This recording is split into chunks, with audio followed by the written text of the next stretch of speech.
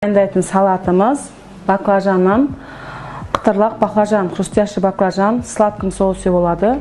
Ол үшін біз баклажанды осылай ашимыз. Баклажанды 4 бөлікке бөліп,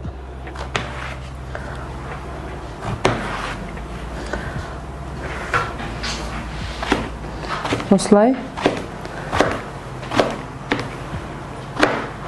тағы да бөліп шығамыз.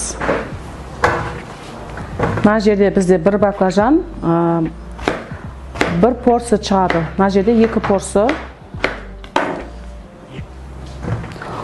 10 адамға жетеді. Енді осы тураған баклажанымыздың үстіне тұз сеуіп,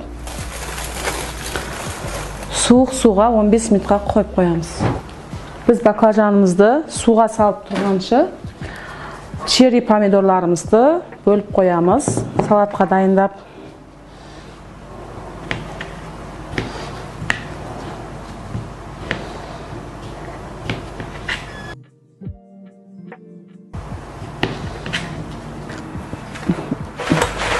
Біздің дайындаған баклажандарымыз осылай қуырылды.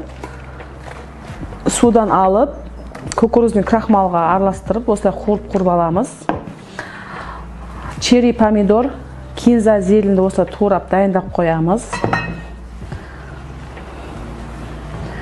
Тарелкаге астына помидор черриімізді салып, баклажанларымызды салып, үстіне